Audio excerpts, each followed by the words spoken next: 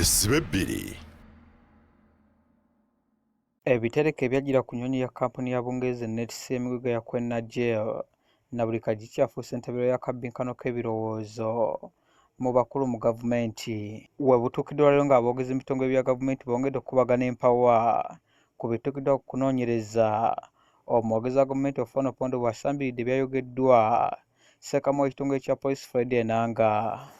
Kiki ekyaviirako oba ekyetaago kyavaawa ekyokulaba nti sente zikubibwa ate ne zongerwa mu sisitemu yaffe. Eyo statement ndowooza eriko egenzeko wabbali engeri gyayogedde si kwe kubuuliriza okugenda amaaso. Kiddiridde olunaku lw'eggulo omwogezi wa poliisi Fred Enanga okutegeeza nti ekitongole kya poliisi kyekiri ku mitambo gy'okunoonyeza ku nsimbi zajjira ku nnyonyi nga oba tezimanyikiddwako buvo na buddo. Mu kunoonyereza okugenda mu maaso kuzuuliddwa tuno essanduuku zino 5 mubaddemu ebintu by'amaguzi eby'abantu abalala 13. Mu bintu bino mulimu ebyuma ebinoonyereza endwadde ez'omusaayi. Olwaleero omwogezi wa gavumenti Ofuono Oponda akawangumudde bw'ategeeza nti ebyogerwa Fred Enanga tebabimanyira namugugumbula ng'agamba nti ebyokwogera ekitongole tebibeera bya mpulira byogere nga Ngalabi ya Nyanzi. Tulabye statement ekoleddwa ne omwogezi wa poliisi etwagala okugiza mu layini entuufu. Ono atuuse n'okulabula Enanga nti ayolekedde okubuuzibwa akana n'akataano ku byayogera ku nsonga eno. Ekitongole ekyo kirina engeri gyekimukwatako n'aterezebwa era kyetusuubira. Wabula Oponda akkiriza nti ebitereko mwabadde ssente zoogerako mwabaddemu emigugu emirala kyokka bakwongera okubuuliriza okuzuula bannannyini abatuufu. Mu kunoonyereza okugenda mu maaso kuzuuliddwa tuno essanduuku zino 5 mubaddemu ebintu by'amaguzi eby'abantu abalala. Embeera eyetoolera ku bitereke ebyajjira ku nnyonyi eno yava ku kisaawe kya Bufalansa ekyali airport eyatonya ku kisaawe ky'ennyonyi Entebbe nga 24 April omwaka guno na buli kati ekyali y'amatanka oluvannyuma ekitongole kinoonyeza ku bukenenuzi mu mago bwa pulezidenti nga bali wamu n'ab'ebyokwerinda abalala okuzindukiza bbanka ya Uganda enkulu olw'okusala ssabbiiti ewedde ne babaako abakungu be bakwata. Joseph Muyingo ne Kefas Mayumba be babaddeyo ku Adota TV Amasukulumu. Buterevu byebyo biwulira nakugambye olunaku olw'eggulo nti mu Uganda kumpi oba olina ekipya ky'olina okusuubira nga kisesa naye ng'ate tekisanyusa. Ndowooza kati olaba ebitongole bya gavumenti bonna aboogerera oli ayogerera poliisi ono ayogerera gavumenti bonna ba contradicting oba baawukana mu bintu byonna byonna ebyogerwa. But well tugenda kubeera nga era tukyabyekenneenya era tukyakubeera nga tugenda maaso okubeera nga tubiraba. Kwanyiza nnyo mu programu Mwesibe bbiri ekyo kino ekyolwaleero ennaku z'omwezi 18 omwezi gwa June oba guyita ogw'omukaaga omwaka 2019. Programu Mwesibe bbiri kasita amawulire amasukulumu gakomekerezebwa bwe gati mbanga byomala okutuusaako ensonga nga bwe zigenda mu ggwanga lyattu Uganda saako n'ensi yonna okusingira ddala ebyobufuzi oba nze byempita ebyobukulembeze bye tusinga okubeera nga tukubaganyako ebirowoozo okukuba mu ttooki mu ebyobulamu ebyenjigiriza ebyenfuna n'ensonga ng'ezo bw'oziraba eza Bank of Uganda ezikutte wansi ne waggulu bakyebuuza ssente gye zaava nti zaayitawa obuwumbi kumpi wabunda 9 okusinziira ku bizze ebimu ebyennyini bye tuzze tufuna naye era bingi bye tukyanoonyereza naffe no ng'abamawulire era bingi bye twetaaga era okumanya kwandibanga nno guno si gwe gusoose tuyinza okuba tukyali ku kya ssente nti waliwo abaprinting extra money ng'ate eriyo abalina n'obutiba wano mu Uganda.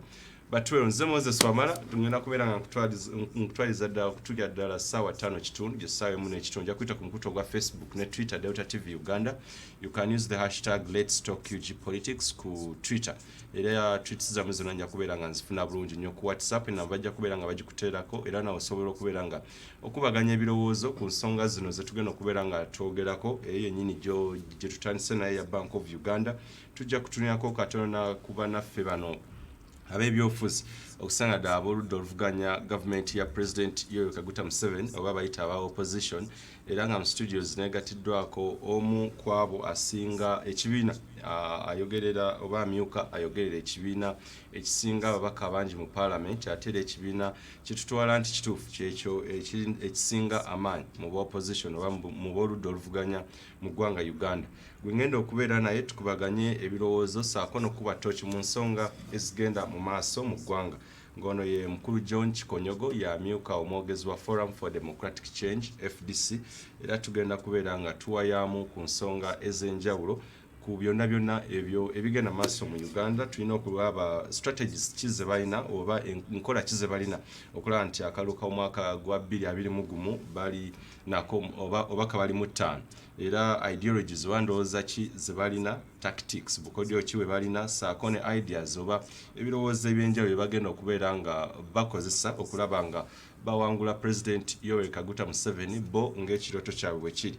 Tujja kutunyako ekya opposition coalition, tuwadde bangi nnyo tukiraba okubeera nga ebibiina by'opposition oba ebivuganya President Yoweri Kaguta Museveni oba ebyerudda oluvuganya okubeera nga bikwataganira wamu, byonna bibeera eddoboozi limu, bisobole okulaba nga bibeera wamu mu kalulu ka 2021 nga bwe twakiraba bwe kyali kigenda okubeera mu mwaka gwa 2016 TDA n'oluvannyuma ate n'esajjuka, naye ku luno katulabe oba banaabawooko ekyenjawulo ekikyuka, saako n'okuba ttooki mu kalulu ka 2021 how ready is the opposition oba bo beeteeseteese bati. Mukulu Kikonyogo, nkwaniza nnyo ssebo. Obulamu bulungi? Si bubi. Tugezaako okutwaliriza. Okay. Naye ffe kati embeera terikyali etwewuunyisa. Bannayuganda abalala bakabira ennyo. Skini yaguba ddala. Tekyali kipya. Mwabimanyira? Twabimanyira. Tubibaddemu ebbanga ddene, tekyali kipya. Naye sanyusa okumpita ku TV yaffe eno. Gwe mulundu gwa gusoose okujjako wano. Kituufu. Naye simanyi bulijjo lwaki tompita. Bulijjo mpita omukulu ow'okuntiko naye ng'emirimu gimukwata nnyo. Yes. Naye ate bw'ofa aboogezi abamu tebakimanyi. Naffe tubeera bakulu mu kibiina kubanga twogera ekisembayo. Tumaze okikisaamu naye nsanyusa okusanga mukama wange. Sooka olamuse ku bannayuganda abakwegesa amaaso tugende mu maaso ssebo. Balamusizza bassebo ne banya abatulaba TV yaffe eno Delta TV. Njiraba olumu ng'andika eyo mu ddiiro lyange mpolampola, naye nfunye omukisa okujja wano olwaleero era ndi musanyufu nnyo kuba tugenda kubaganya ebirowoozo ku nsonga ezikwata ku ggwanga lyaffe, naddala mu kiseera kino nga kirabika ndoza buli omu ali ku kikye. Naye kati wamusaddemu abantu abatonotono tulina okuzza abantu twaleero layini eri wano kumpi, naye ojjawo ekyuma kimu kyokka. Kituufu. Eggaali olabanga neegwa ekiguyo nenegwa eva kule eneegwa. Akati eggwanga lyaffe tutagenderera kulwana nnyo okuzzayo byuma, tulaba sipidi gye tugenderako nnene, naye bayiti bw'okupima nga tunatandika ne bumalamu amaanyi. Ekya Bank of Uganda. Yes, kikumalamu amaanyi. Si kintu ekyabaddewo, naye abantu bandibadde batubulira ekyabaddewo kye boogera, ate kyekisinga obulwadde okusinga n'obulwadde buli ekintu ekyabaddewo. Bantu babiri bakontana. Sina babiri bokka, basigawo ku babiri. Aboogerera. Nakuba abantu bannayuganda ndowooza advantage omukisa gwe balina abali mu gavumenti nti abantu kati abasinga obungi ndowooza tuyenga tusanyaladde notuka ekiseera olina omupembeoko endala nga 6 takyawulira bayungana okupembeoko nga 5 esooka zikuluma nnyo. Agenda okuzzaako naye bagenda okutandika okuweza 8, 9, 10 nga ne bakongera 15 tezikyalina kyezikola kundi bonna wasanyaladde dda. Kati tutandise okusanyalala omubiri, batandise okusanyalaza obwongo mpolampola. Ekintu kinene nga kino ekiriwo ekya Bank of Uganda olaba twekitwalanga ekyokunywako obunyumi emboozi, naye nga tebamanyi nti kinene nnyo nnyo nnyo nnyo. Ebyo ku bintu ebisinga obunene ndowooza ebyakatutuukirira mu ggwanga lino, naye abantu babitwalanga ekyaki yatwabira mu Kosase, mu kakiiko ka Kosase nga bingi nnyo ebyewuunyisa. Ate byalina bikituuza kino kisusse. So ku bino bikyali bitono bye tula Mwami Kikonyogo. Kati biri lwanoonyezaako byonna mu commission byali bitono nnyo. Ndikuuze nganze ndoza kimu kya 10 ku history n'eri okusaawe. FDC ejjo mwavuddeyo ne mwogerako eri eggwanga ku nsonga eno yennyini okwadressinga ku njagala okugirambulwako ku katono nsonga ki ze mulaba oba biki bye mulaba ebiri emabega wa kintu kino scam eno eya Bank of Uganda? Olabye omuntu n'akomawo waka abazadde dda ababeera abazadde ne bakomawo waka omwana abalina amugaa dadi sinaakulya kunva sinaakulya ku kikajjo tananamumu tananakukola ki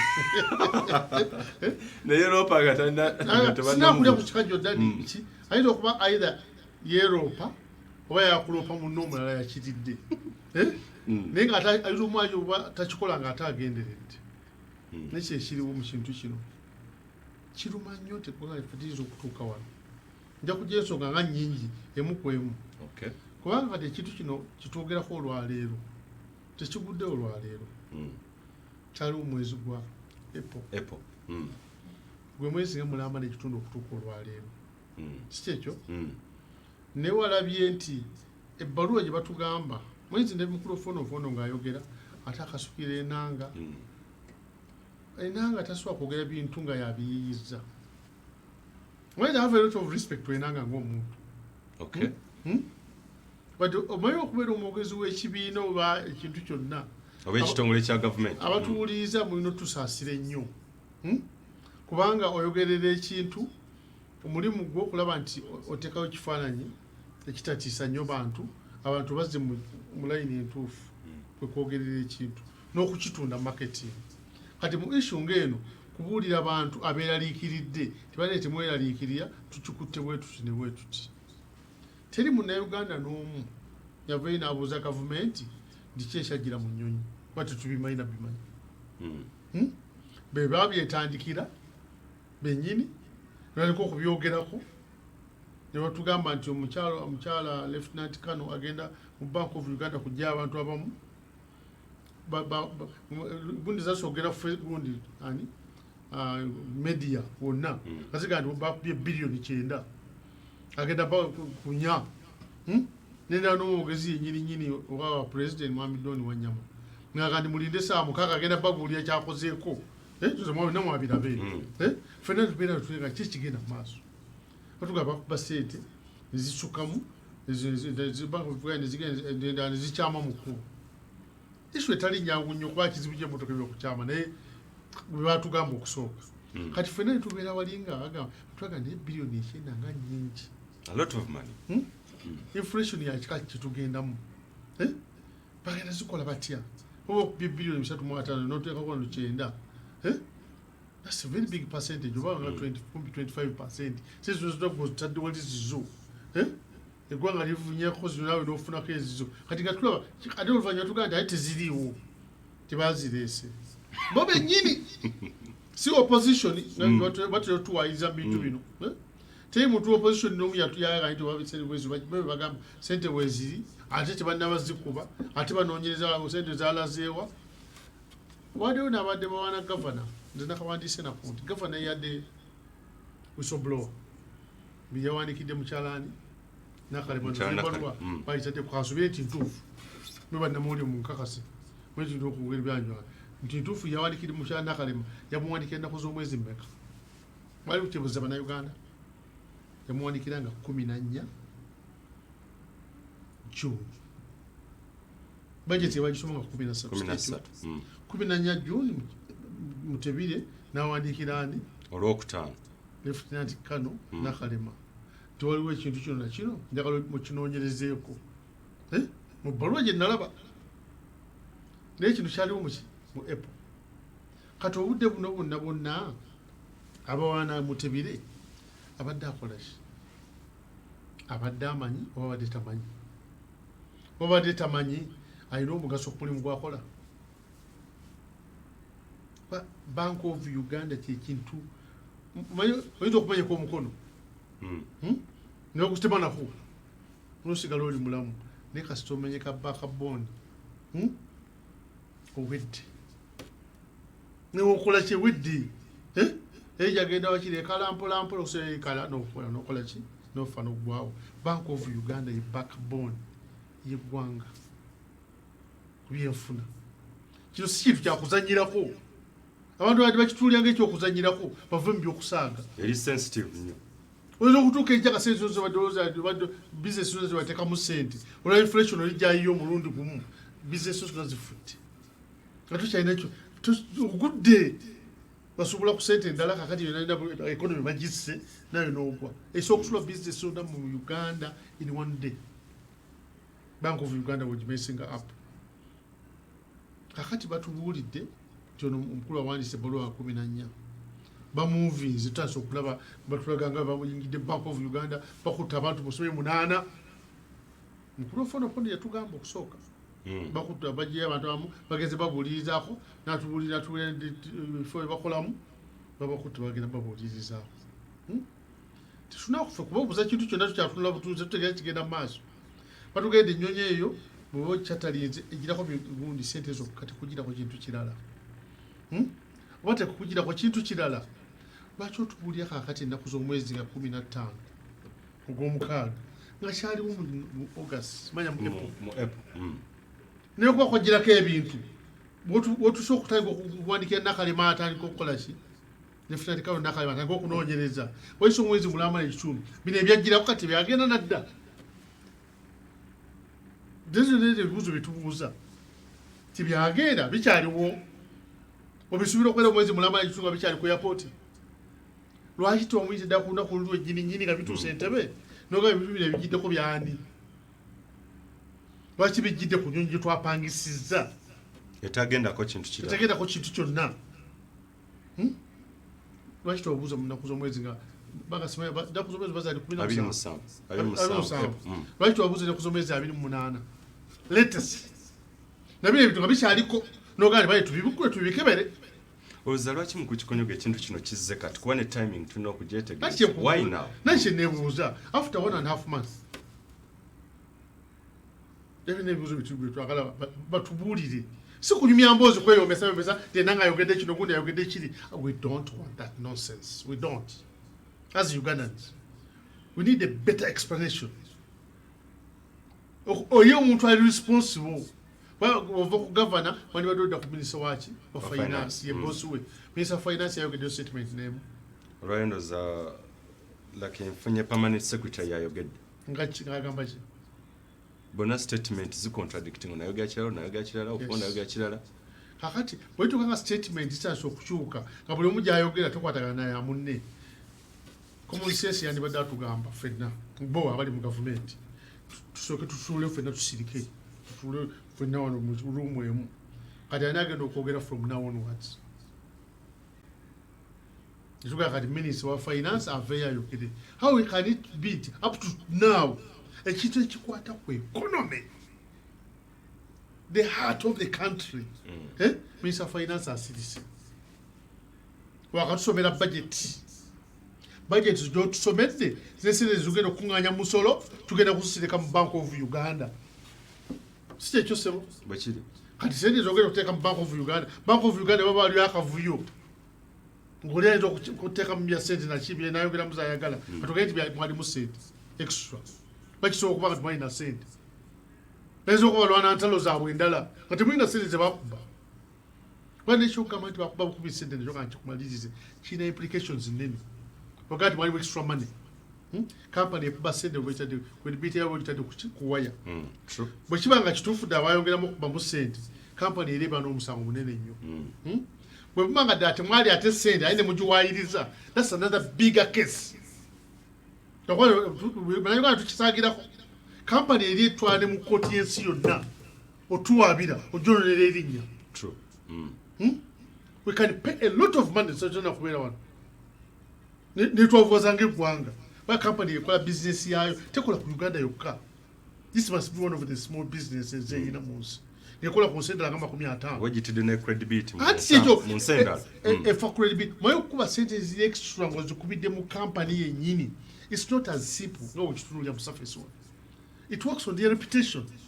Go you want $1 million dollar mtwala abi. Jojo wadde okuba sente zo. Teri company musio ne ina kitiibwa. Eyinza kutta reputation yayo mu mtwala abiri aga dollar. Teriyo. Okiraba? Teriyo.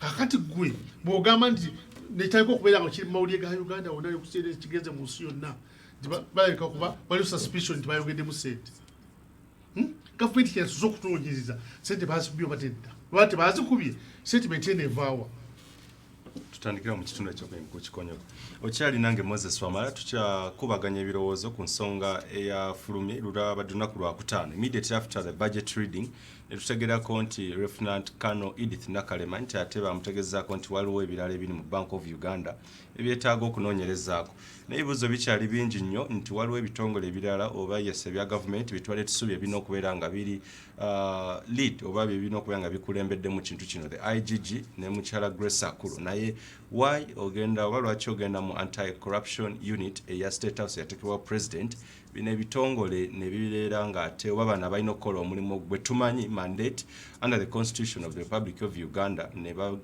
babeera nga batadde ate wabbali. What are you trying to hide and who is fooling who? Wesibe bbiri ekomawo.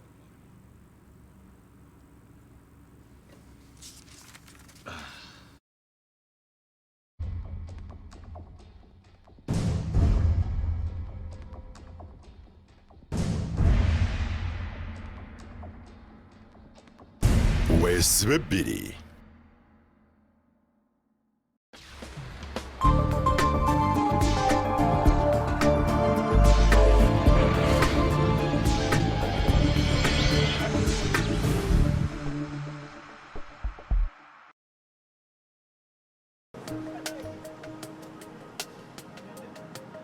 Gubadde mwaka mukakali. In fact, gibadde myaka sijja kusaaga.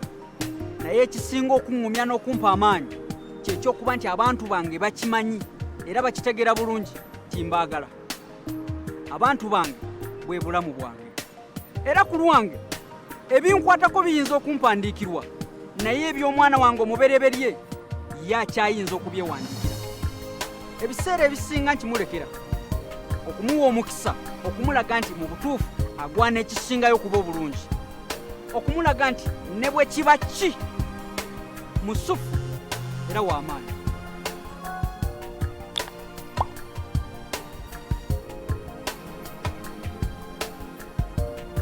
Sukuma Cash ne Airtel Money okwata ku bulamu bw'abo bonna b'oyagala. Kati osobola okusindika ssente ku miwendo egisaliddwako okutuuka ku bitundu 6 ku buli 100. Sindika ssente oba kozesa Airtel Money olwaleero ofune omukisa okwewangulira emitwalo 50 buli lunaku oba okuwangula olugendo olusasuliddwa okulaba omupiira gwa Uganda Cranes mu mpaka za AFCON Misiri. Nyiga *885# okutandikirawo. Airtel Money nyangu ya buliwo ate yeesigika. Amateeka n'ebiragiro bigobererwa. Airtel, the smartphone network. Okumalira ddala emyaka egisoba mu 55 bannayuganda bagitegedde balaze okwagala kwabwe ssaako n'okwesiga kampuni ya langi emu yokka okusiiga amaka gaffe obulamu bwaffe wamu n'ensi yaffe yonna era okusinziira ku bwesigo bwe bagirinamu kino kigifudde kampuni ya langi esinga mu Uganda era nga kampuni y'emu eno ekuleetedde langi y'emu yennyini gy'omanyidde okumalira ddala emyaka egisoba mu 55 langi ez'enjawulo z'obadde weesiga okusiiga ensi yo naye nga kati ejjidde mu linnya eppya Plascon,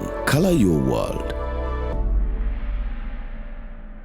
Sukuma Cash ne Airtel Money okwata ku bulamu bw'abo bonna b'oyagala. Amanya bampita Sebudde Musa okuva Nansana Uganda maze ebbanga ndi ku Airtel naye kuno mukisa gomba ddi kyekituufu ekyo sigufunangako nanyiga *185# nensasulako amazzi g'ewaka. Sindika ssente oba kozesa Airtel Money olwaleero ofune omukisa okwewangulira emitwalo 50 buli lunaku oba okuwangula olugendo olusasuliddwa okulaba omupiira gwa Uganda Cranes mu mpaka za AFCON Misiri. Nyiga *885# okutandikirawo. Airtel Money nyangu ya buliwo ate yeesigika. Amateeka n'ebiragiro bigobererwa. Airtel, the smartphone network. Ngenda kuwangula lelo. Centenary Bank ekugonnomoddeko olugendo olusasuliddwa buli kimu olw'okugenda Egypt okulaba Africa Cup of Nations 2019. miliyoni 24 ez'ebintu ebyenjawulo zezigenda okugabwa kw'ossa n'ebirabo ebirala nkuyanja okuva omwezi ogwokuna paka omwezi ogw'omukaaga. Okuba muwanguzi kyangu nnyo. Kozesa ssente visa kaadi yo ng'osasulira ebintu ku supamaketi, restauranti, ku masundiro g'amafuta oba awalala wonna emirundi egitakka wansi weena. Awo olyoka oyingira butereevu mu kalulu akanaakutwala Egypt okulaba omupiira gwa Africa Cup kw'ossa n'okuwangula ebirabo ndulundu. Kati n'okwasa ne ssente visa kaadi oba muwanguzi. Centenary Bank.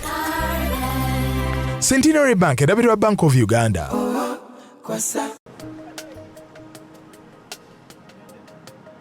Gubadde mwaka mukakali.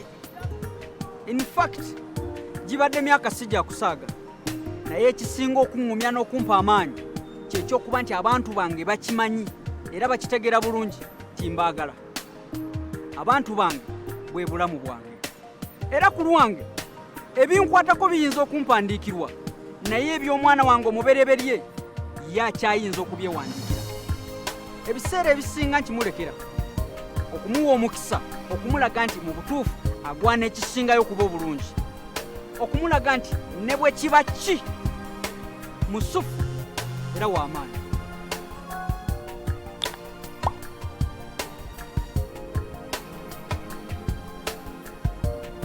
Sukuma Cash ne Airtel Money okwata ku bulamu bw'abo bonna b'oyagala. Kati osobola okusindika ssente ku miwendo egisaliddwako okutuuka ku bitundu 6 ku buli 100. Sindika ssente oba kwesa Airtel Money olwaleero ofune omukisa okwewangulira emitwalo 50 buli lunaku oba okuwangula olugendo olusasuliddwa okulaba omupiira gwa Uganda Cranes mu mpaka za AFCON Misiri. Nyiga *185# okutandikirawo. Airtel Money nyangu ya buliwo ate yeesigika. Amateeka n'ebiragiro bigobererwa. Airtel, the smartphone network.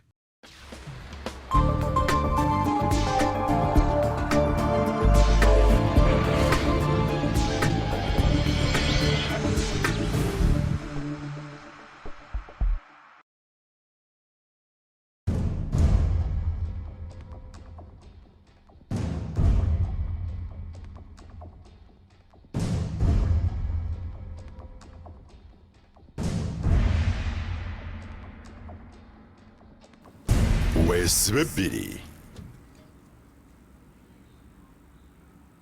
Oli mu programu Weesibe bbiri butereevu. Waliwo ensonga ze tulina okubeera nga tuleeta butereevu wano ku mpewo naye waliwo osoma constitution yo z'otuuka n'olaba nga kwegamba n'okuzireeta either okkiriza oswaze eggwanga lyo oba gwe kennyini otte professionalism yo oba omulimu gwo gw'okola. Ensonga ya Bank of Uganda nzijukira omwaka oguwedde fe abamu abatandika okulaga mess omuvuyo weguli ne muganda ngeruka era bintu bingi nnyo abasinga bimwategeera bw'oba ofollowinga YouTube videos and everything gyekiri. Mwaka ne alipota nga bakagikola wadde nga abasinga mwagikubamu ekituli oba ebituli alipota ya mukulu Abdul Kantuntu yakosase bangi nnyo mukyagamba nti kituufu kigwanidde okubeera nga tuddamu okuba torch oba okuddamu okunoonyereza ku Bank of Uganda. Nekisinga nno okuswaza nti eno institution oba eri so nkyogente nti kugamba bw'obanga era nga mukulu kikonyi bwe bakikutteko nti tulina backbone oba nti enkizi obanga ogikutteko obulamu bwo buba buwedde. Bank of Uganda, it is the central my god kwegamba buli kimu ekibeerawo obuzibu economy ebeera affected. Yes, so kakati nti waliwo ebintu byendeeta ku mpewo nga times nange script njwanise naye nga ndaba at the end of the day kansalewo nti at least eggwanga to expose naye nga well bintu binyo byetukyalina okubeera nga tutegeera ku scam eyabaddewo over the weekend tutegeere biki ebiri emabega wa kino. Ensonga enetesezza Pierre Ono oba omwogezi w'ekibiina tulina okutegeera abantu babiri bakontana oba bakubagana.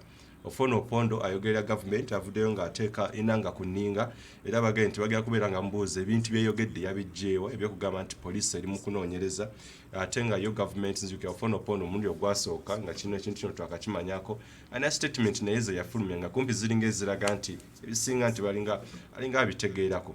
Kyekindesiza mu Kikonyogo myuka omwogezi wa FDC tutegeere ebintu ebiri emabega wa kino then tujja kukwatako ne ku nsonga zaabwe za politics nga opposition bwe ziri concerned.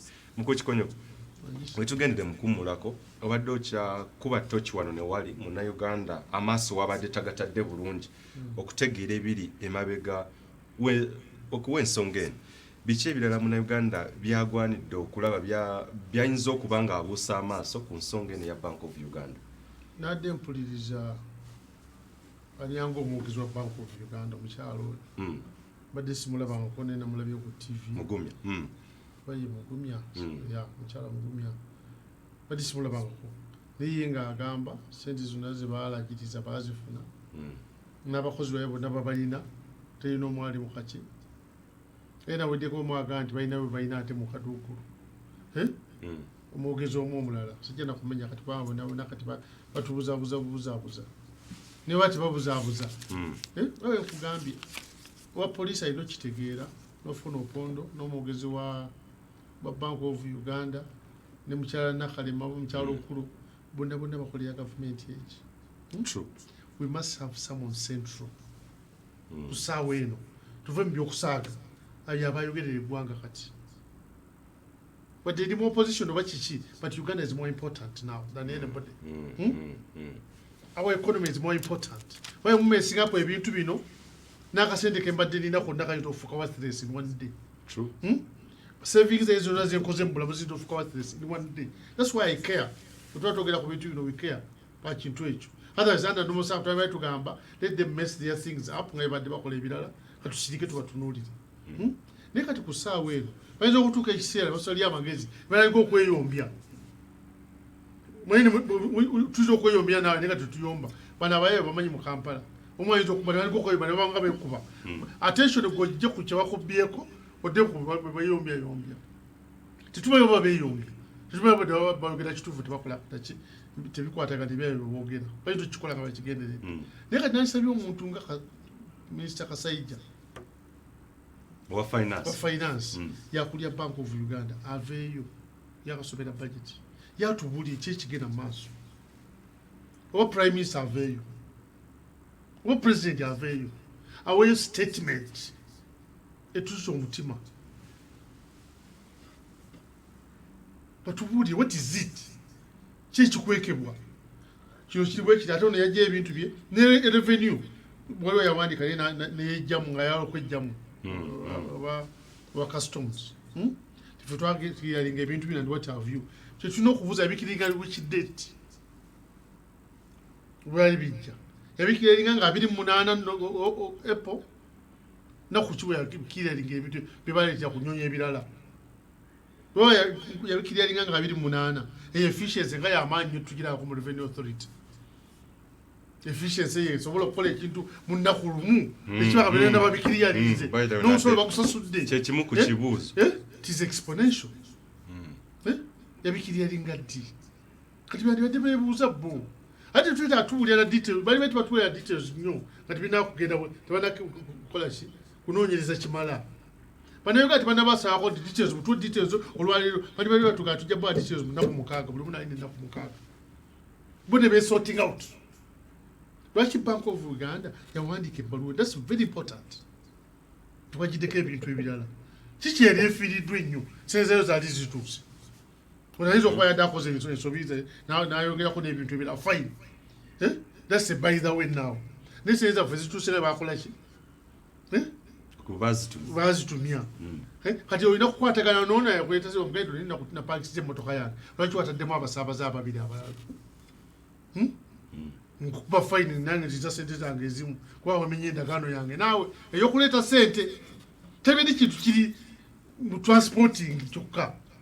Lwaki Bank of Uganda ina interest kituleetera ate ekibuuzo era ekirala olowooza lwaki nga bwe twabirabye nti Mutebire ate ayita Afande Nakalema oba Kano Nakalema why Nakalema okwawukanako ate bwe tuzimanya ati oba IGG oba Grace Akulo personally sandbed kinjira munyo simanyi ayito kwa yalabe mukyala Nakalema ajja kubeera faster batalina nnyo bureaucracy nga IGG oba CID ngono ajja kufuntulirawo immediately there and then bayinza okuba bamugaye tukozesa oyo nga iripotinze wa president amugaa nti kakati sewe kiriwayo kino nakino amugaa kozesa oyo ekisinga obukulu kakati oba Nakalema mukyala Nakalema ne byanoonyereza byonna at the end of the day alina kukwatagana na police na IGG okutuka okutwala abantu mu kooti yitalina powers twala muntu mu kooti nga ye era alina kukwatagana bano but that's not the most important thing to me.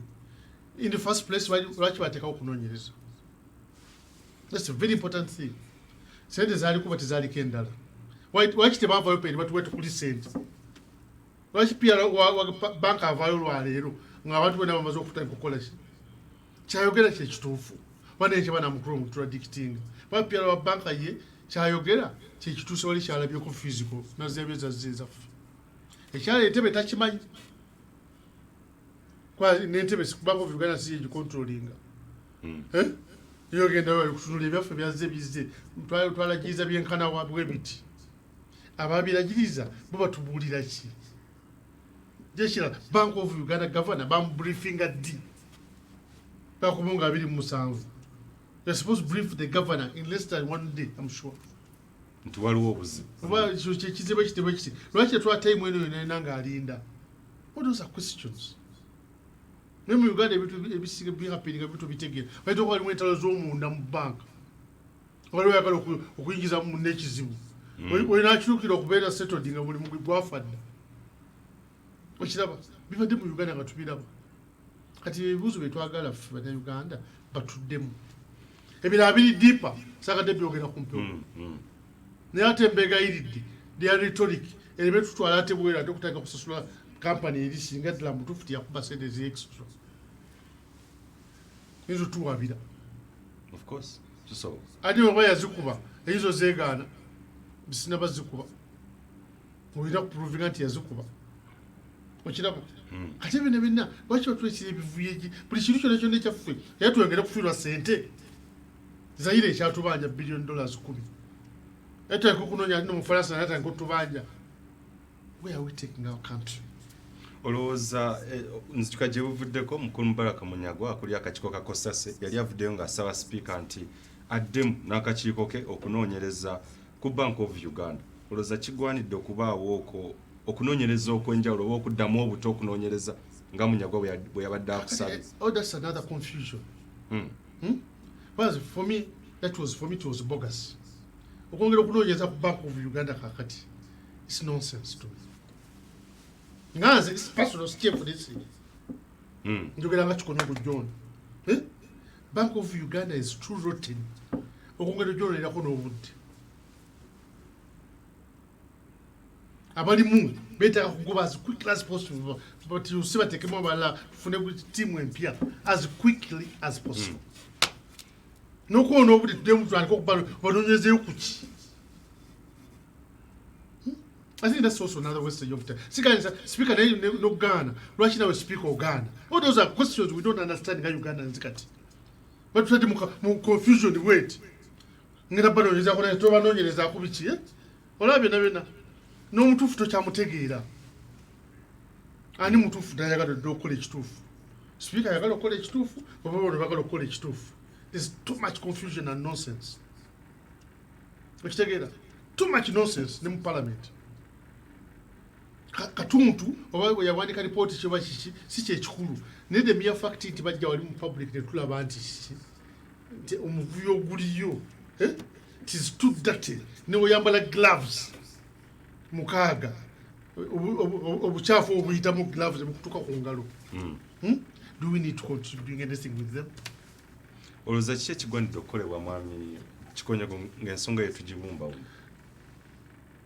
Government singa zibadde government eziri serious ddala. Some people bandibadde balina babanoonyeza nga balina bweru wa mirimu. Ku ssaawa eno Bank of Uganda yeetaaga overhaul. Ministry of Finance yeetaaga overhaul.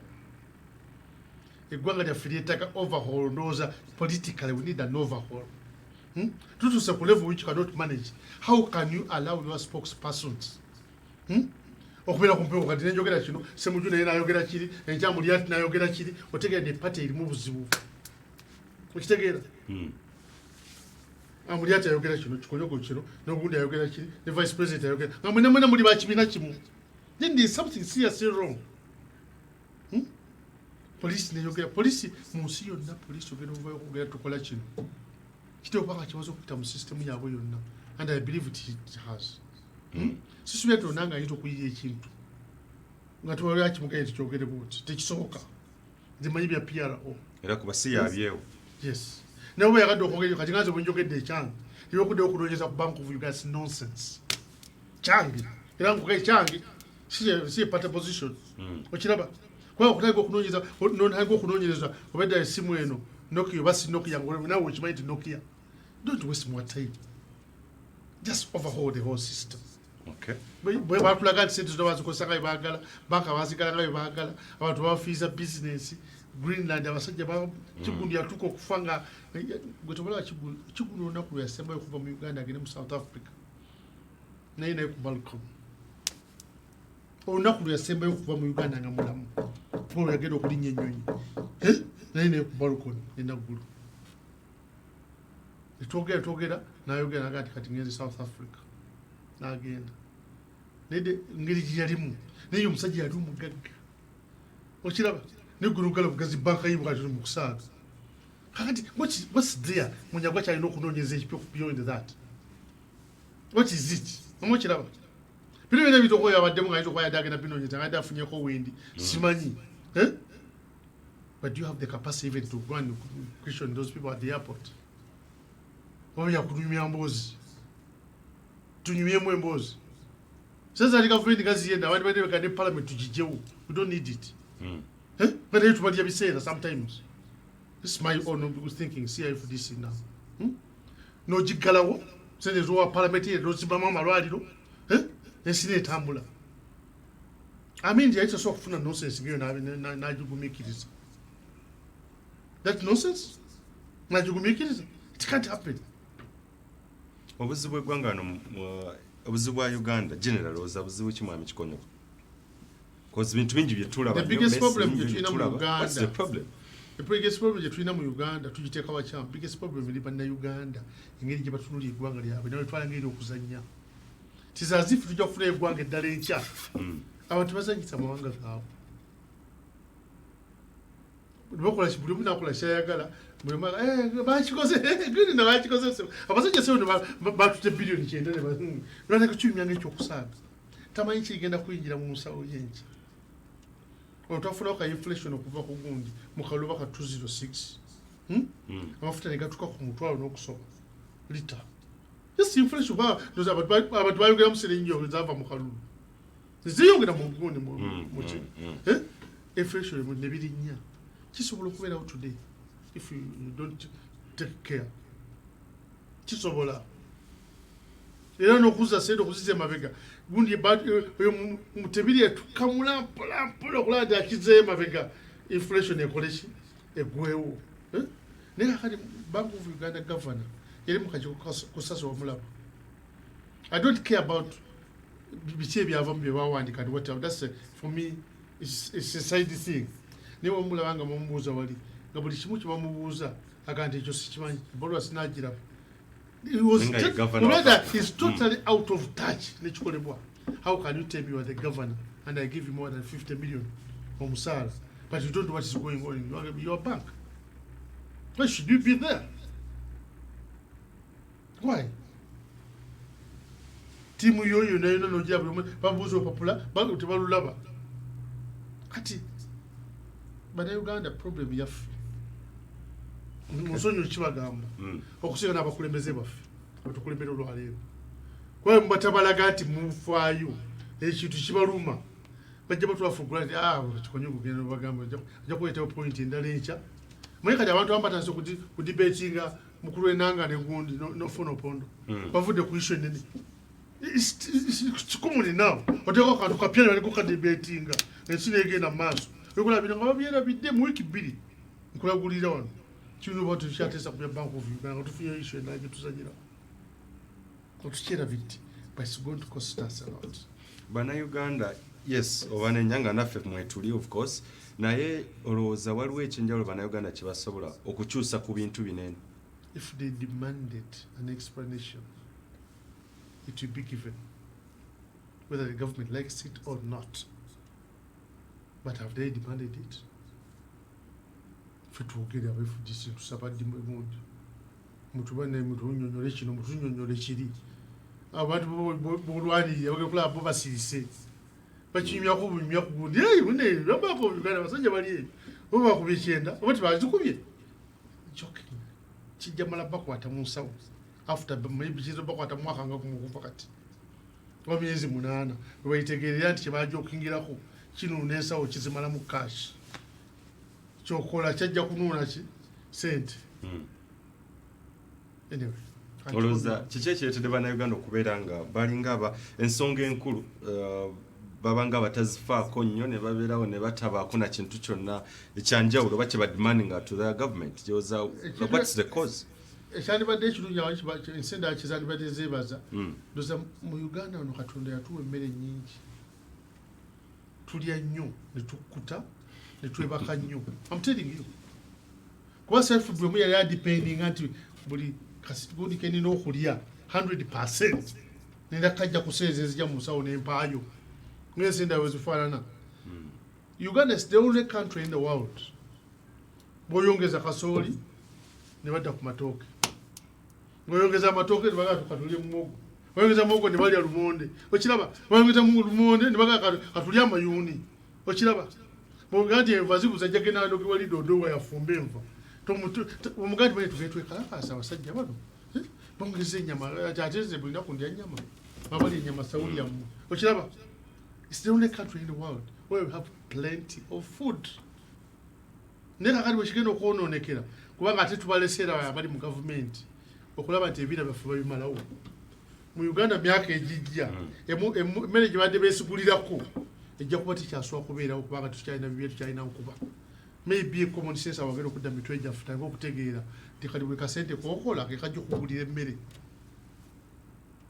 okitegeera tulina emmere nnyingi nnyo tulya nnyo ne twebaka we are sleepy teringa insult mwami Kikonyogo olwaki twebaka nnyo tulya emmere nnyingi abazibaka katula tulina emmere nnyingi mu Uganda is the only country kandi oba tolina gwe n'ekikumi n'ogenda mu katale kano akaani kali ne bakayita Owino nga budi bagenda kuggalawo ne bagamba ndi bubino munyambe mama mmere gye bafisizaako jimpe mukyala n'agikuwera bwereere is it not possible?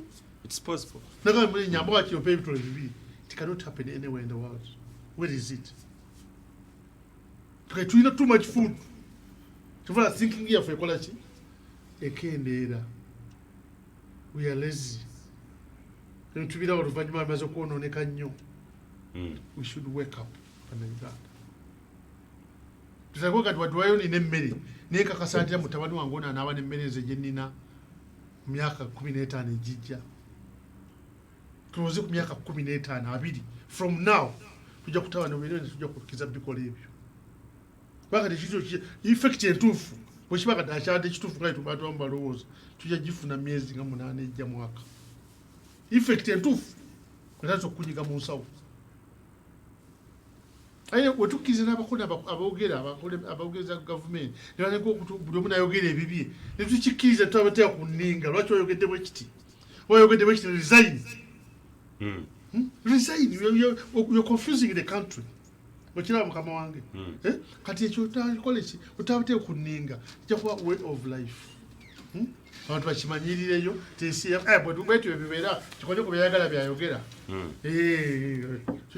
eguli yayogedde yavumye gundi mwe mu Uganda mu bannamuli olwali kyebusinga okunyumirwa bwe nkuvuma is very good news naye bwe njogera ekintu ekitwala eggwanga mu maaso tebagala kuteeka ku mawulire si kyekyo abatali baddewo bayinza okuba balala nnyo abasinga obungi bafaanana naye okola press conference nogimalako esaawa ezi nga twali kintu bonono banga takoze mawulire okola yabakubuuzayo kati gundi oyo mwogerako ki takutunulidde bubi asobola tatunulidde bulungi Kikonyogo yagambye pozi linnya lyandise mukama wange eriryo Moses Wamala yamutunulidde bulungi abo batasobola okulwana bwe twagala okuteeka ku Facebook but we are sacrificing our country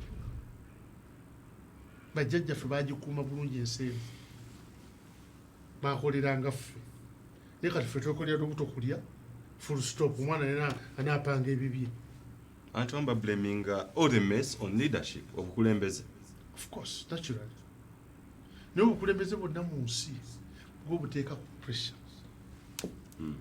bwotabuteeka ku pressure bugere bumanyira kati waliwo kati bantu baludde nnyo mu buyinza abali mu bukulembeze waliwo embeeremu gye batajjukira nti weeri mweyotekajogera bantu boti bakimanyi kati genda obuze President Museveni kilo y'omunyo egula sente mmeka akimanyi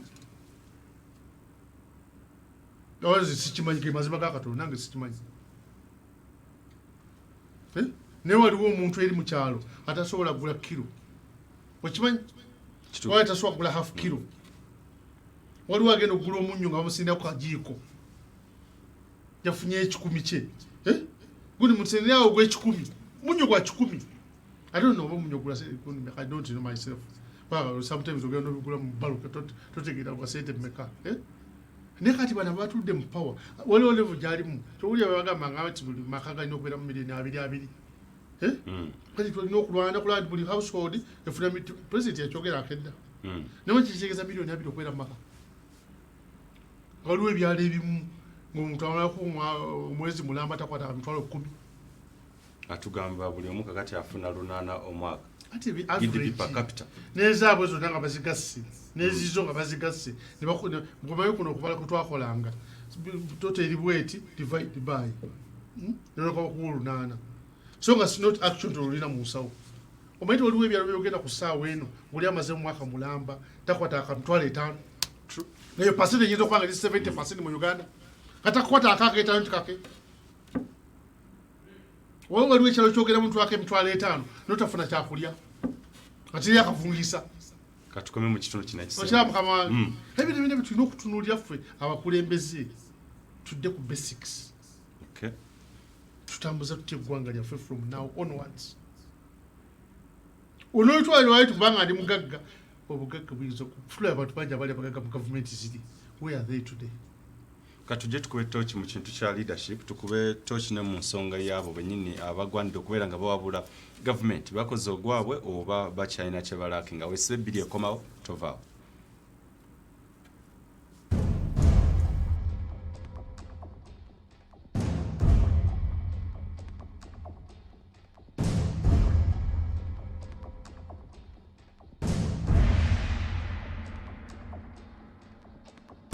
Wesibe bbiri.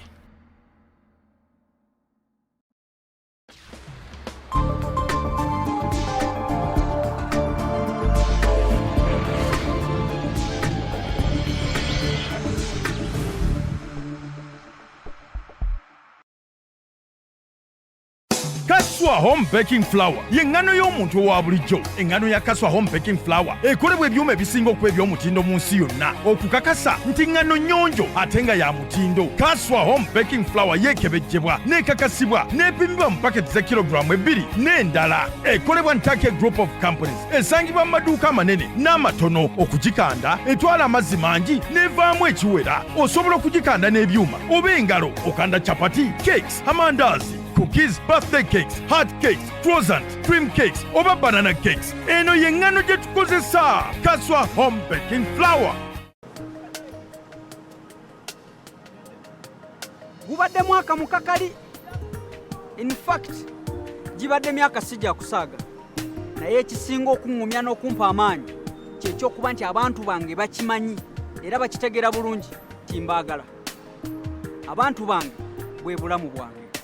Era ku lwange ebinkwatako biyinza okumpandiikirwa naye eby'omwana wange omubereberye yakyayinza okubyewandiikira. Ebiseera ebisinga nkimulekera okumuwa omukisa okumulaga nti mu butuufu agwana ekisingayo kuba obulungi, okumulaga nti ne bwe kiba ki musufu era w'amaanyi.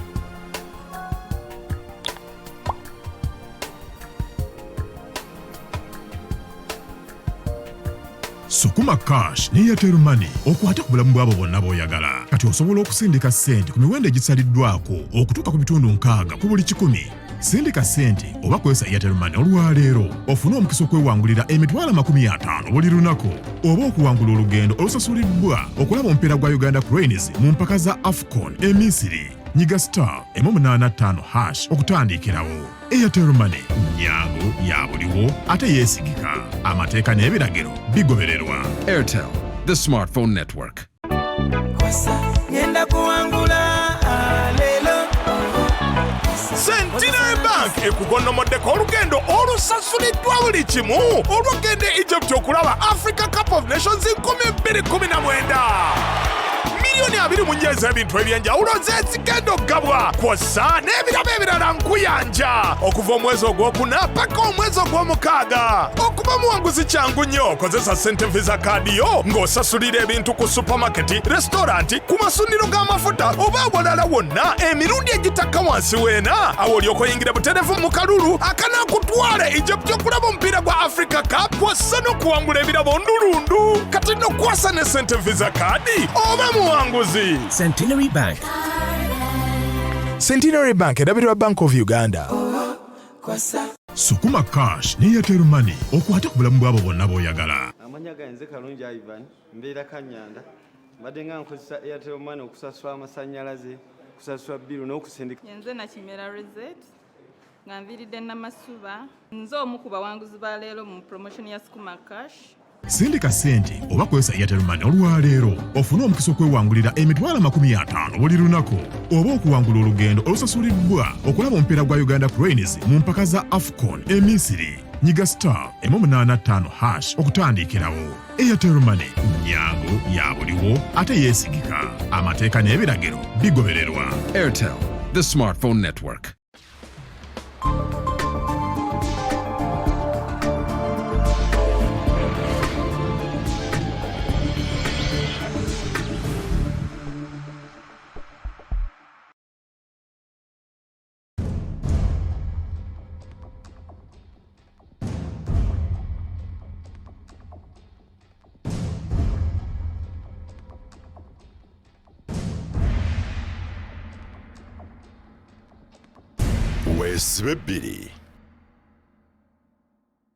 So people are just shouting and wasting time.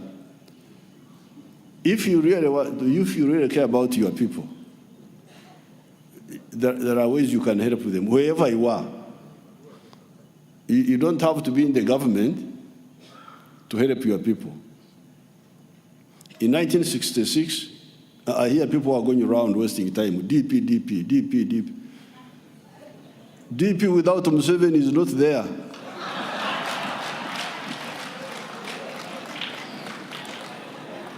Because Museveni was the DP, was the real DP.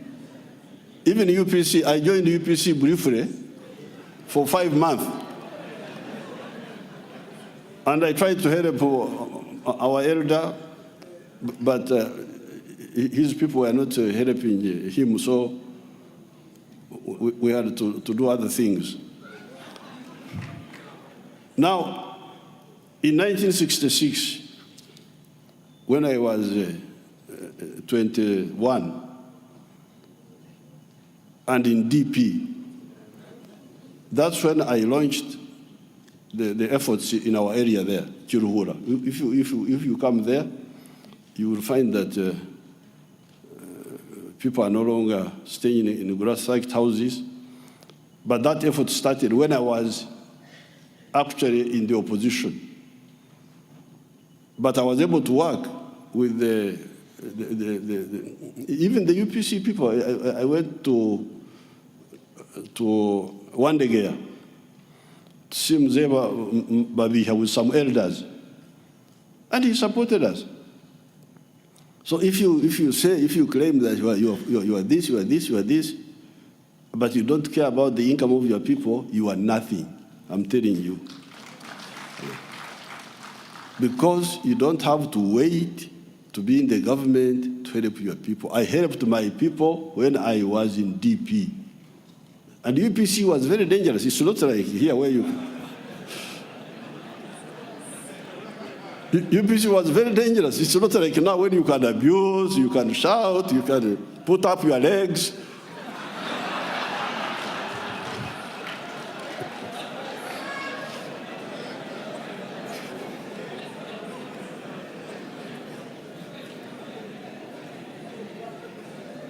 So please don't tell me that because you are not NRM, you can't help your people. Rubbish.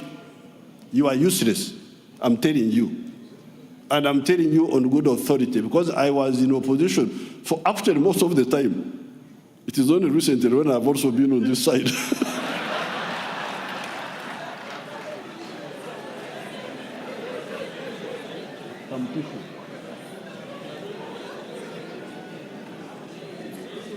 Because when I was doing much of the work, I was actually in the opposition. Building the NRA, building all the capacity, most of the capacity we built it when we were on the opposition.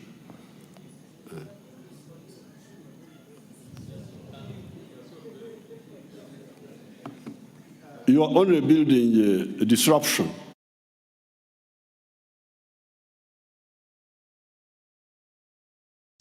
The opposition question oba ekibuuzo ky'aboludda olulina okubeera nga bawabula gavumenti oba nga bavuganya gavumenti. Tumanyi balina ne cabinet yaabwe, the shadow cabinet or the shadow government, nga kati nno tulinawo n'endala ate gye tulaba eya people's government. But well, ebyo nakiyinza okubeera nga si bikulu. Ekibuuzo kiri nti bakoze kye bateekeddwa okubeera nga bakola. President Museveni ebyo nno yabyogera mu State of the Nation's address gye buvuddeko era n'akiddamu mu budget reading ennaku zomwe zaali 13 wiiki ewedde oba olwokuna oluwedde.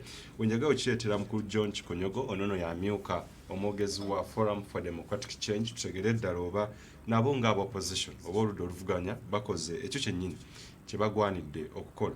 Mukulu Kikonyogo, omukulembeze omuwulidde ng'agamba nti okukolera abantu oba okukolera eggwanga tekisigama nti strictly olina beera mu government, naye tusooke tukifeesinge ab'oludda oluvuganya mukoze ogwo gwennyini gwe muteekeddwa okukola okubeera nga ffenna kwatira okukulaakulanya eggwanga.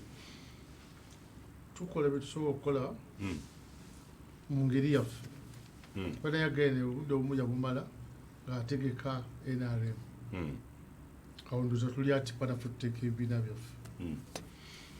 Olwo kyagambye ekirala nti waliwo olumu bwe yagenda n'alaba Babiha. Babiha. Tuzaye minister wa animal husbandry or something like that. Ate ekyo yali akolako okugenda mu bantu kyagamba kugenda kubikwatagana ku kulunda era. Yasobola okugenda alabani Babiha. Naye kyamulabisa Babiha n'atanoonya kulaba President Obote kuba Babiha yali asobola okumala ebikola ki byali yeetaaga ku ssaawa eno. Si kyekyo naye kati ku ssaawa eno n'omuntu asiika kabalagala oba bamunyiiza aga President jangu onyambe tokiwulya bulijjo n'asiika kabalagala oba tali kukaayana so President jawe ngire mu bintu byaffe. Naye luli ye President Museveni tiyanoonyanga n'Obote, yanoonyanga minisita bwekikola ki bwekikwatako amukolere ku kintu ekitaliwo ku ssaawa eno. Ba ku ssaawa eno obusungu bwendinda ku Bank of Uganda naye badde nnoonya Mwami Kasajja. Naye kati naye wennyininyini oli wano munnamawulire oyafuna information entuufu ku Bank of Uganda ebisembayo oyinza okugenda wa Mwami Kasajja n'omugonga gw'onoonya. Kiyinza okuba ekizibu. Lwaki Mwami Mutebire teyanoonyeza Mwami Kasajja? Nasooka namubuliifira ku bintu ebyo. Nadduka n'agenda awalala basooka balagire mukyala Nakalema gy'akolese. Yeyo difference eriwo kati. Institutions zonna tezikola nga zaalibadde tezikola ki. Tuba tulina okuzzaawo institution. Ekulembwe Obote ndi mwana muto ne twali tulina kapati eno kali kapati naye soda yali muzibu okufuna mu biseera ebyo nnyo Coca-Cola oyo. Ne waliwo omukulu abiri namulaba nnaku etwasiikana entebe ne mujjukiza. Bazi nali Daredevil mu bulamu bwange asimanyi nnyo sitya. Ate wena nga batya baminisita baani nayinja yayo ku Foods and Beverages era ku Parliament Avenue awo awali kati oba waliwo Mateo something oba ekyaliwo simanyi waliwo cafe Javas now waggulu awo nenyambuka waggulu eyo nembaga nti kangende mulayi minisita tulina abantu bonna bafuna soda nga bamugula ku magendo nengende munyonya soda kukola ki pate yaffe tetulina soda abantu bonna batuseera apiriga yali minister wa supplies nasayingira kanote nebampa crates zaali 10 I remember exactly 10 crates benafulumira buli mwaka ayagala kugula kapapula kange nita tukaguze bufuka koza atugenda kujiyo soda twagenda kumunya ku pate. I was young ninagende wa apiriga kati ku ssaawa eno sogende wa minister akola ku sekita eyo nakuyamba ku kintu kyagala okukola. The difference President alina okutegeera bw'aba ayagala banga lyasigaza gino emyaka gumu ebiri azzeeyo system nga bwe zaali edda nga mutalina kunoonya pulezidenti yagafuna ekyuma ekyo kyawanika gundi ekatwe lwaki onoonya pulezidenti noonya minisita wa industry olina gundi waliwo atawanya ettaka lyammwe lwaki onoonya pulezidenti genda minisita wa lands okiraba akumalira ekintu kinoendagana kulaba ne pulezidenti tomulaba nako naye kati buli kimu olina kulaba pulezidenti kati n'abapositioni abagamba abayeko okuyamba ewaabwe kakyasobola agenda wa minisita mpozi pulezidenti era agenzewo kyayagala so pulezidenti wange bwali bubi mukama wange yakunyamba ku kino that's the difference ekyo nkimaliddeawo ndoza explanation yange emala ku muntu atadde ateeka ebintu mukibba obulungi temala sebo ekya government I don't know president yesimanyi ebintu bwabiraba era nawe nkibo biraba ngeri yanjawulo olowooza ebintu bino bikyasa okugamba nti osobola okukolera eggwanga lyo mwe nga opposition like tuze tubalaba like FDC oyaga kukola oba ogenda kubeera ng'okola structures na biki mu like regions ez'enjawulo ne bakusaako ate police ne batugamba temukola kubeera nga mutegeeza police. Can this still happen? President byayogerako bayo mbadde neerabidde mu biseera biri ebyedda MP ng'omulimu gwe genda kulaba nti share egenda mu kitundu kyeva mu central government etuuka nga sikwata mu nsawo ye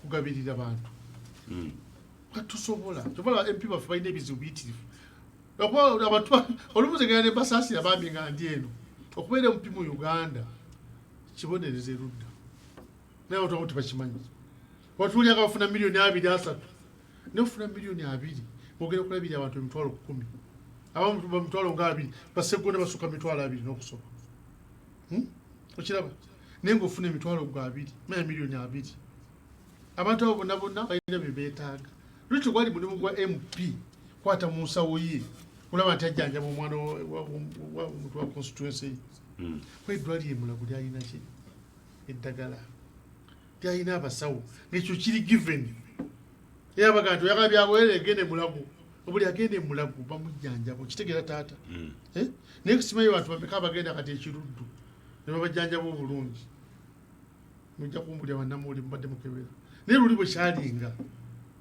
kakati weyabaye MP w'ebiseera biri yafunanga n'obudde obuyiyiza abantu be nga pulezidenti bwe yafunanga mu biseera ebyo kwatojagenda kale kamuntu mulunda bwoti ente nga netiyalidde nakyaggulo ayagana kuba namuggulu lwaki omutawaanya anoonya na mmere yawe abaana bonna bakaabawo akati balidde banagamubuulira nti atandika okulima booti naye luli kyalinga byali given gavumenti ng'ebikolako ye difference kati MP w'ennaku zino oba ku musaalaba kyova abanafu bambi oli agenda ava mu palamenti amaze emyaka 10 noga nti iyo yali mu palamenti naye ngaali bubi ate okunsinga oli ba MP gwe bali obubi okusinga gwe abali ba MP mu Uganda yes a very big percentage n'okusinga okubeera obubi paka kati wali akubanja miliyoni 10 waliwo naye oli bakyabanja miliyoni 10 naye nga yali amaze mu palamenti emyaka 10 paka yazizza mu bantu basobole okusanyuka mu ngeri ki akalulu aye ne batasanyuka nekimusala kali kubeera kuba MP beera nga ageze mu jjada ayida akantu kakubayo n'olya oba ofuna 0 mwebana bagenda babetinga emipiira emingi oyinza okumalako emipiira 8 ogifuna gyonna 9 okusembayo ne kukuba n'ofuna 0 kati ba MP waffe bali kali akagundi ako kati onookolera otya abantu nga bonabona babatadde ku mutwe gwo services zonna tebazibawadde luli MP omulimu gwe gwali gwakujjukiza president sebo president budget wagamba sente tugenda gabana bwetu mu kitundu kya esayiza tezinaba kujja enguudo zange tebanaba zikola amalwaliro ge tebanakuleeta mu ddagala olwali mulimu gwe mupi noba planning abantu baagala ki sebo mu constituency yange omwaka okujja mu budget muntere mu kino ne kati MP alina kukwata mu nsawo. Where do you get that money? Ndio mafuta gali cheap. Nzijuke twavukira nga tuli bavubuka. Mwino wagana twalake nnyo tweza mugate kama amafuta. Nyoka lino wagana twalake empiki. Mga soko tekemu 10 awo. Okiraba? Niwaga kali ntambu zako mu kibuga. Kali motoka nge yange. Kutambula mu kigo kwetu laboti mitwale eki. Amafuta. Niruli amafuta gali cheap. Katujuke na kujukira amafuta kutade mu motoka. Buzo mtu eno mukuru. Wali omuntu bisere byedda. Ayito kugandi kutwala ko tekera amafuta. Tichali yo. Nyakati amafuta gali very expensive. Very very expensive. Kati nagenda ate mukosweze njivuge njimaleko. Na kwesa sente zenga chikonyo kali mu opposition today. Where do I get that money? Chance okaji yito kosa kubera ku TV nga wano nemba buli ekyo kola. Era ku kyensobola. That's my part which I can play. So bya president byayogera ko tebikyasobola okubeera nga bikolebwa nga opposition mu tambuza emirimu gyamwe nga bwe mulina okubeera nga mugikola. Egimu tetujja mu buli egitukola. Tukomyawo lwali. Ebimu temugenda kububulira. Yes. Tutuneko katono nnyo ku nsonga zemuze engejje mutambuzaamu ng'ekibiina aba Forum for Democratic Change. Tuzze tubalaba ensanje ez'enjawulo nga walinga ndozambwite butakkaanya oba obutakwatagana bulungi nnyo nabya kwerinda oba ab'ebyokwerinda okusinga ddala aba poliisi. Olukuŋŋaana tujja dukuba wano temulukubaawo muveewo temwatutegeezezzaako. Ensonga eyo poliisi gyesinga okuleetawo, how has it affected the FDC ahead of the 2021 general polls? Kiruma nnyo okubeera nga tulina okugenda okukuba enkuŋŋaana budde kikambanga abasika omugwa. Waliwo kiyita nti kibalagala okutama abantu abamu. Nze bintama nze. Kwafaso tuli bannayuganda. Twakkiriziganya tugende mu bibiina ebingi. Twakkiriziganya tukole ebibiina.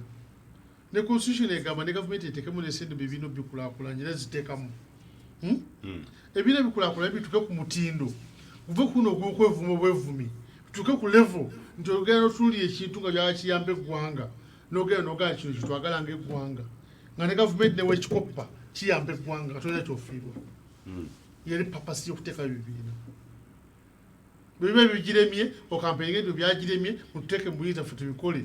Bave mu gavumenti bawa akalulu mugende mukole ki? Bajje mu gavumenti namwe mutandike okuteeka mu nkola ki ebintu ebyamu.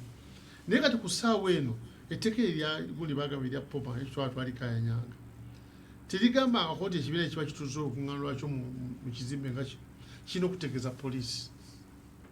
Kiri specific lwaki kiwandiika nti olukuŋŋaana tekitegeeza nkuŋŋaana FDC zeekola mu gundi mu office gundi yaayo headquarter oba gyekoze mu rumu nga wano. Bafuka nkuŋŋaana ziri ez'ebweru ezirimu abantu abalala abangi ono zebaali bogerako ez'omunda ez'okutegeka okukola nti mukole structures zammwe zibakwatako poliisi. Tole kooti ennaku zebagenda ziri enkuŋŋaana zennyini tebalina zigumbulula kyayise nakyo. Okiraba? Kakati lwaki tubeera mu nsi ng'etali yaffe nti eriko bano be bannanyiniyo bano si bannanyiniyo kwe tolina kusanyuka nti olina okusanyuka. Bikyuka enkya naye mbakali ate nga nze nsanyuka ate gwe tusanyuka. Oyagala naye nga ate nkuyise mu ngeri y'emu. That one should stop with us. Ffe kye tugamba nga FDC tokya gye bakoze ku bantu eyo kubalemesa okukuba enkuŋŋaana bakuba tiyagaasi naki twali twakakikome ku ffe. Kiva tulwane kugundi etteeka balikyuse kikome ku ki ku ffe. Bakati FDC bwe begenza okunoonya abantu baayo n'okwogera nabo efune abantu abagiwana ideas ennungi lwaki okitawaanya. Naye bwenyini okimanyi terina poliisi tulina gisaba permission. Mwenye batubamba tugenda twa poliisi as if poliisi ye nanyini nsi ffe tulina ogyegayirira etuwe ki etuwe ku ddembe nedda. Poliisi twagiteekawo etukuume buli omu aleme kukuba munne ekikonde tulabe tuli mu mirembe kukuuma abantu n'ebyabwe era tugisasula kukola ekyo kyokka. Teyogerako mulimu mulala kukuuma abantu n'ebyabwe n'emirembe ditekitinga nti wali agenda kukuba munne ekibundi tewali ajja kubba ono n'ono y'emirimu egyo. Era tewalina omu alina problem waliwo poliisi tobuli ku byalo byaffe tirina problem nabo tetuyime nabo bulijjo. Naye lwaki tukangenda wali okugenda abantu banga tonumba lwaki oyagala nfuke enemy wo. FDC enemy wa poliisi never. lwaki kati gweyafuka emiwongo gyontugunya batubakole kwedikota ndoza akirako nibo sisibiremu abakulembeze okutuuka lwaggulu saawa emu. Can you believe it? Headquarter y'ekibiina. It's not fair. Tubeere mu nsi nga tewali akyaye munne. That's what we are fighting for. Tugenda kompitinga byobufuzi fine. Oli agenda mupiira wagira express nze mpagira express. Oli awagira villa. Mugenda mu kisaawe buli mwe ayagala fairness. Villa newe ne bagoro mukaaga nga lefu tasaliriza. Sida kayana. Kitwagala fairness eyo. Only. Ninga fairness joga kuba obwenkanya olowooza mu government ya President Museveni busobola okubeerawo obwenkanya obwo. We have to demand it. It's not something kyebatuweera obwereere. Constitution yekituufu ne Katonda yatuwa obuyinza okubeera n'emirembe mu nsi yaffe. Nobody has the right okunzijako emirembe mu nsi. There's more articles totasobola kukyusa na mu parliament. Rights. Tetuzisaba muntu yenna ku nsi. President Museveni kyamuteesaayo kulaba nti wali atawanya rights zange. That's his duty. I pay him to do it. Si kyokka ate president tumwongerako n'ekirala. Bano abakulembeze batugamba president bamwongera ne welfare. Mweta kirayira mu kirayiro president. Of course. Welfare ya kikonyogo. President Museveni ayina okuba n'obuvunaanyizibwa okulaba nti ndi happy. Ne sente nfuna. Tis responsibility. Era kimusasuza omusaala. Bw'atakikola omusaala gwa abalidde gwa bwereere. Okiraba kati poliisi eno erina okutegeera eddembe lino lye tulina si lya kusaba. It's ours. Then police tokyalina abo amanye eddembe lyange. When I go to the police sigenda kunyamba. I'm demanding for my rights. And you have to give it to me. Toyina choice. FDC kiche mwogera tulabanga omukulembeze w'eggwanga byakola tuze tulaba n'ebipande ebyenjawulo mu bitundu gy'alaga awamu ategeze eggwanga nti ali ku Operation Wealth Creation Tours gye buvuddeko yabadde mu mambuka abamu bakipasivinga nti ye atandika dda campaign. FDC mukiraba muti? Si kukipasivinga, it's a fact of life. Ali mu campaign yatandika full stop. Tezogerako nakundi kantu konna kalala in bold. No, they are bold. Control B. Full stop. Which so mulese agende bwatyo akube campaign nga ate tumulese tujena kukola byaffe kubanga ye kakati nefu tulina okukola program zaffe ne zigenda mu maaso. Ate police eyagala nnyo okulaga abantu nti FDC eyagala nnyo confrontation nabo. Teri lwali tugenze kukola exercise yonna nga police teyinaako kopi. Babuuze oba nezo zonzi batambula kakati tetwaba wa kopi. We are law abiding citizens. Tugoberera amateeka. Twaba wa kopi police. Twagala tujja kubeera na wano bwe wati mu budde bwe buti. Tugenda kutambula. Kubategeezaako ngera bwe nteeka bwe ligamba. Twakikola dda. Yano olumu luli amabega eri nga tuba ne mu meeting nabo. Tugenda kukola kyonna kino okutambula Uganda zizo campaigns twakolanga ebibiina. Wano ne mutulwa nabo ne mukiriziganya. Ne baba ne ba officers abagenda obikolako. We have been doing it. Nze ngeze ku mukungana. Police headquarters personally. Tugenze delegation ya FDC. Ne tuwana abakulu bonna gudi yakyali amekoma IGP by then. Kayihura ati mwekandirinya tulira bit.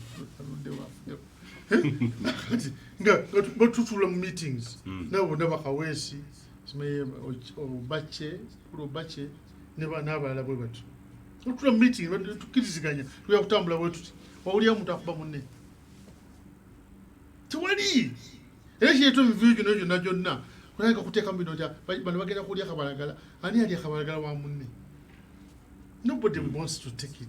Mwemba nonya akalulu amawo mu katale nyizo kujja tinzibe kabalagala.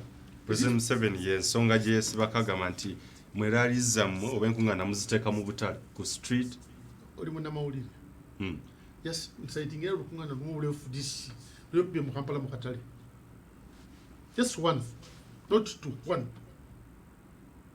Obabuuza police olukungana kyo FDC luyakubba mu katale anywhere in Uganda. Naffe tulina amagezi agamala. omukulembeze olwo abijjawo bamubuulira ebyobulimba bagala okukubirako bantu tia gas abaliwo bayagala n'okutunda tia gas wendowooza amulimba nti bano yes baliwo bayagala okutunda tia gas bamulimba president omulaba mubuziddamu mu katale kawa mukama waffe president abefudise bundi tubuulireyo kamu olaba bali kakubuulira where tumanya abantu bali abakola mu katale beetaga sente tuyinza okugenda bali tubayingiremu bakubemu olukuŋŋaana wakati abantu balinye emmere yaabwe we can't. Ekisembe mukulu Kikonyego bannayuganda bazze basaba nnyo eddoboozi eryawamu okuva erimwe aboludda oluvuganya gavumenti nti ZFDC bajema DP mwena mukwataganire wamu musobola okulaba nga artist mubaako enjawulo gye muteekawo mu kalulu konna 2021 bannayuganda babeeyo n'essuubi nti ebyaliwo ebya TDA biyinza obutaddamu kubeerawo.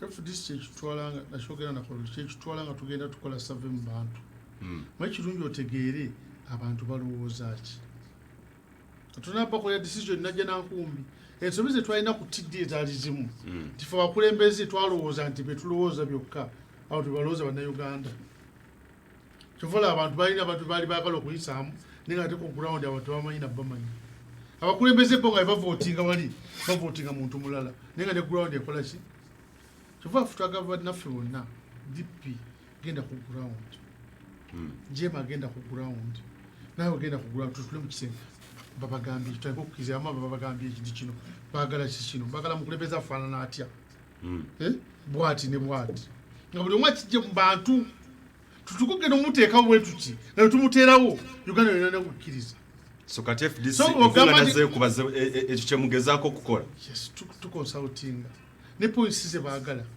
somwe boyina eddakiika ziwere 5 kikunyonyole mu bwangu nnyo natuna eddakiika nga 2 eddakiika 2 zokka kakati sibojjukira abantu balonda mu 61 abasinga obungi mu Buganda kwe Buganda tebalonda DP 97%.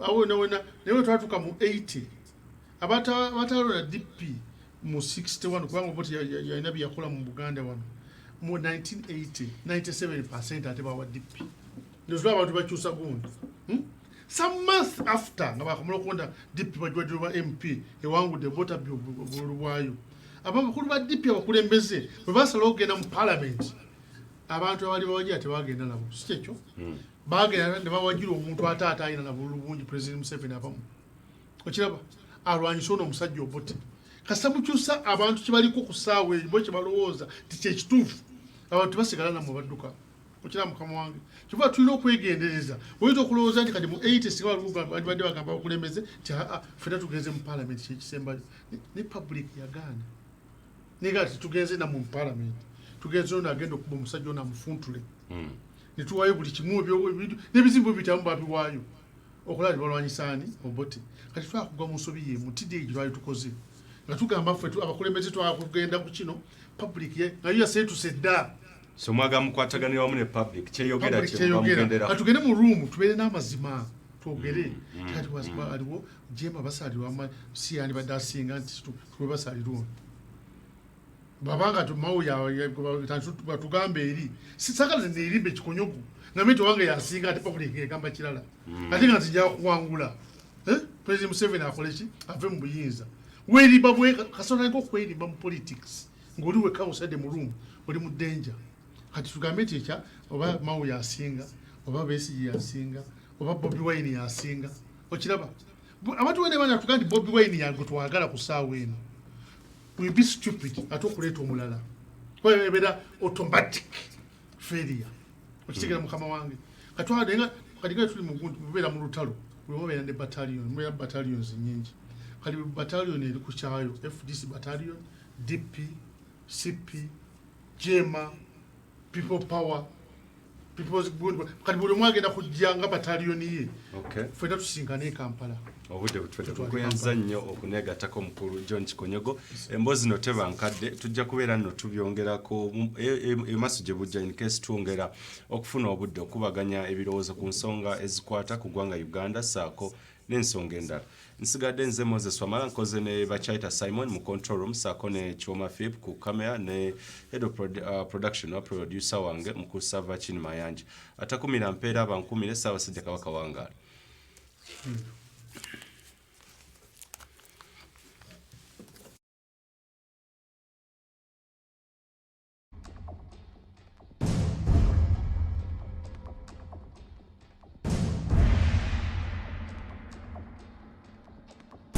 Weesibe bbiri.